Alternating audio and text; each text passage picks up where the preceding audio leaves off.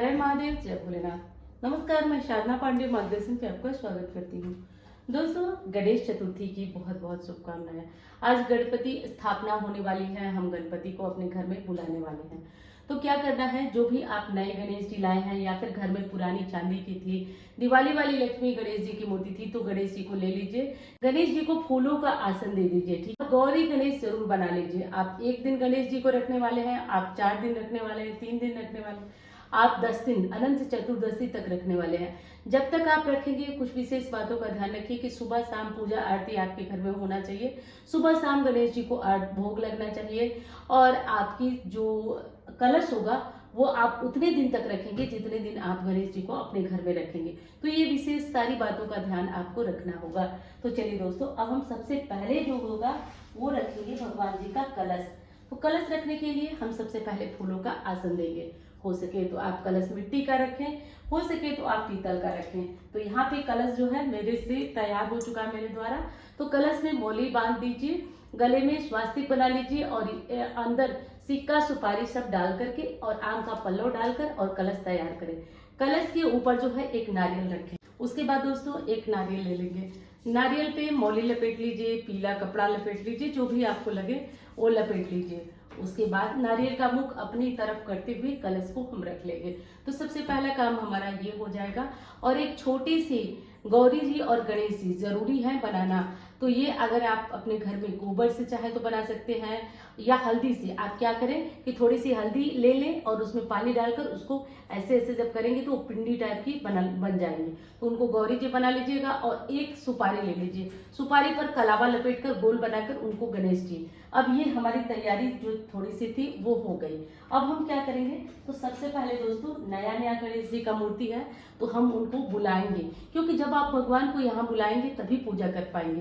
तो हाथ में सिक्का ले लीजिए, अक्षत ले लीजिए और थोड़ा सा जल फूल ले लीजिए और लेकर भगवान का आह्वान करिए। आह्वान में कहा जाता है कि हे प्रभु, हे गणेश जी, हे विघ्नहर्ता, आप आइए, मैं आपका पूजन। साधारण भाषा में समझिए कि भगवान को बुलाया जाता है। बुलाकर वो चीजें फिर गणेश जी के पास छोड़ दीजिए। ओम गंगणपतये नमः करते रहिए।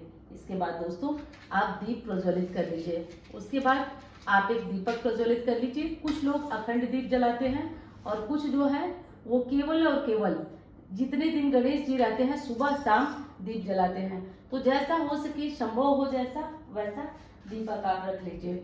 और दीपक जलाने के बाद आप एक साधारण सी दीपक की भी थोड़ी सी फूल, थोड़ा सा अक्षत, ये चीजें डालकर दीपक का भी पूजन कर लें। तो अगर अखंड दीप जितने दिन आप गणेश जी रखने वाले हैं अखंड दीप जलाते हैं या सुबह शाम के लिए दीप जलाते हैं, आपको दीपक का पूजन करना अनिवार्य है। इस तरीके से आप कर दीजिए। अब चलिए, हमने भगवान को बुला लिया, अब हम संकल्प करेंगे। हम संकल्प करेंगे। संकल्प में फूल अक्षत हाथ में ले लीजिए, अपना नाम बोलिए। आज स्थान कौन सा है, आज दिन कौन सा है, तो आज भाद्रपद मास के शुक्ल पक्ष की आज चतुर्थी तिथि है। आप गणेश जी का आह्वान कर किए हैं, बुलाए हैं, उनका पूजन करेंगे। और कितने दिन अपने घर में रखेंगे ये आज संकल्प में बोलिएगा। कोई मनोकामना है तो उसके लिए कर रहे हैं तो भगवान से प्रार्थना करिए कि हे गणेश जी, मैं इस मनोकामना के लिए आपका पूजन करूंगा, इतने दिन तक आप अपनी कृपा बनाइएगा। तो ऐसा बोल करके आप अपना फूल छोड़ दीजिए। उसके बाद आप गणेश जी का पूजन करना अब प्रारंभ करेंगे। तो सबसे पहले तो देखिए, गणेश जी अगर चांदी में है या फिर मार्बल में है या फिर पीतल में है तो उनको विधिवत स्नान कराइए। अगर नहीं है तो जो आप आगे गौरी गणेश बना के रखे हैं उनको स्नान कराइए। उसके बाद आप दूध, दही, घी, शक्कर, शहद से उनको स्नान कराइए या फिर केवल गंगा जल से ही उन्हें स्नान कराइए। स्नान कराने के बाद उनको फूलों का हार पहना दीजिए। फूलों का हार उनके लिए अगर आप लाए हैं तो पहना दीजिए। पीले फूलों का हार बहुत शुभ होता है। और एक फूलों का हार जो है वो गणपति को चढ़ा दीजिए, जो आप गणपति लाए हैं। तो इस तरीके से आप कर लीजिए। उसके बाद जो है कलश में भी थोड़ा सा फूल, थोड़ा सा मतलब हर तरीके से कलश का भी हम पूजन कर लेंगे विधिवत। उसके बाद हम गणेश जी को अर्पित करेंगे सिंदूर। ठीक है, गणेश जी को हम सिंदूर चढ़ाएंगे। तो सबसे पहले गणेश जी को सिंदूर चढ़ाएंगे और उसके बाद गौरी माता को सिंदूर चढ़ाएंगे।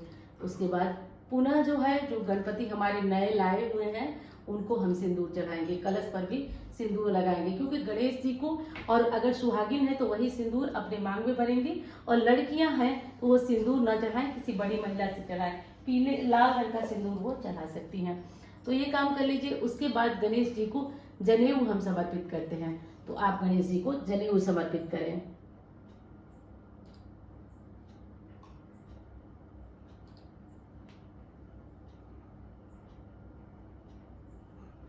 इसके बाद दोस्तों आप गणेश जी को जनेऊ समर्पित करें।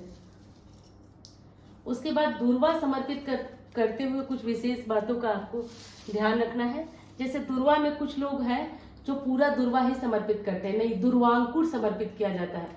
इससे ऊपर का जो भाग होता है वो तोड़ लीजिए, वो तोड़ करके और वो गणेश जी को समर्पित करिए।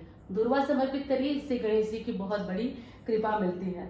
तो सिंदूर लगा दिए आप, उसके बाद चंदन लगा दें। गौरी जी गणेश जी को चंदन लगा दें। चंदन लगाए, धूप बत्ती सुलगा करके जला करके अपना रख लें। तो इस तरीके से कर लें। उसके बाद गणेश जी को मोदक बहुत प्रिय होता है, तो आपको मोदक आता है तो मोदक बनाएं और भगवान को भोग लगाएं। और अगर मोदक नहीं आता है तो आप गणेश जी को लड्डू का भोग लगा सकते हैं। कहा जाता है ना, लड्डुओं के भोग लगे संत करे सेवा, तो लड्डू का भोग भी लगा सकते हैं। लड्डू से भी गणेश जी की विशेष कृपा मिलती है। तो आप भोग लगा दीजिए, लड्डू का भोग लगा दीजिए। उसके बाद जो फल है और ये चीजें जो है गणेश जी को समर्पित करिए। जो फल आपने ऋतु का ला करके रखा है, जो भी फल है वो गणेश जी को समर्पित करिए। अब ये चीजें सारी हमारी निकल गई, हो गई। उसके बाद हमने भगवान को भोग लगाया। भोग लगाने के बाद थोड़ी सी आचमनी जरूरी है।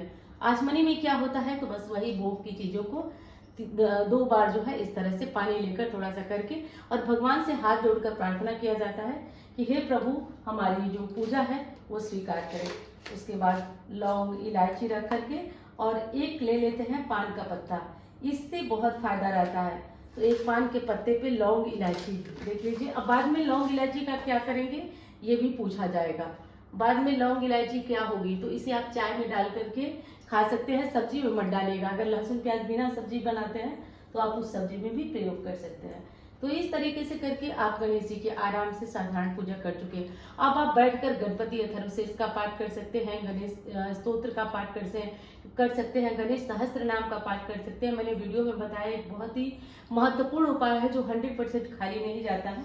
अगर आपने वो वीडियो नहीं देखी तो उसे देख लीजिएगा, बहुत ही असरदार होता है। तो इस तरीके से कलश को जो मैंने बताया कि जितने दिन रखना है उतने दिन कलश रखेंगे। उसके बाद गणेश जी को कुछ लोग मिट्टी के लाते हैं तो विसर्जित करते हैं, कुछ लोग पूरे साल के लिए रखते हैं।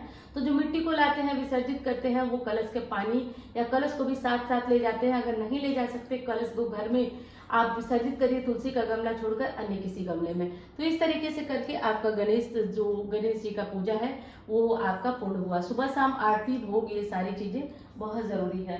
तो इस तरीके से करके हमारी जो गणेश जी की पूजा है वो संपूर्ण हुई। अब चलिए दोस्तों हम कर लेते हैं गणेश जी की एकदम साधारण छोटी सी आरती, प्यारी सी आरती होती है जो कि सबको याद होती है।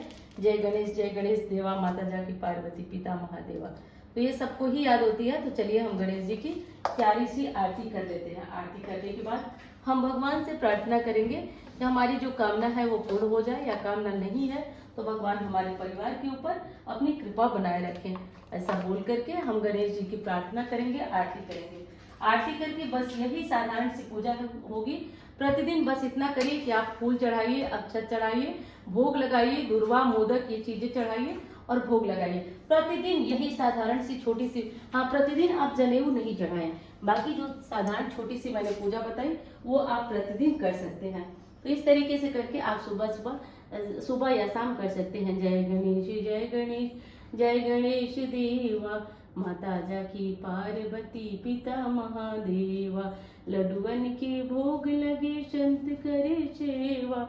तो ये वाली आरती गाकर आप गणेश जी की अंत में जब आरती हो जाए तो 3 बार भगवान की तरफ करिए और 3 बार स्वयं की तरफ। उसके बाद हाथ जोड़िए, आसन के नीचे जल गिराइए और वो जल अपने माथे पे लगाइए। यहाँ भगवान के आसन पे नहीं, अपने बैठने के आसन पे जल गिराइए और उसे अपने माथे पे लगाइए। बस हो गई आपकी पूजा। इसी तरह करके छोटी सी आपकी पूजा थी वो संपूर्ण हुई। तो उम्मीद करती हूँ दोस्तों कि आपको ये पूजा विधि पसंद आई होगी। सारी बातें आपको बिल्कुल स्पष्ट हो गई होंगी। कलश के ऊपर रखे हुए नारियल का क्या करेंगे, ये बहुत दुविधा रहती है। तो इसे आप जो है प्रवाहित न करें, इसे आप जो है खा भी सकते हैं। लेकिन कुछ लोग जो है इसे प्रवाहित करते हैं, तो अपनी अपनी क्षमता इच्छा के अनुसार है। जो चीज़ें थी मैंने पूरा प्रयास किया आपको समझाने का। चलिए अब मैं मिलती हूँ अन्य वीडियो में।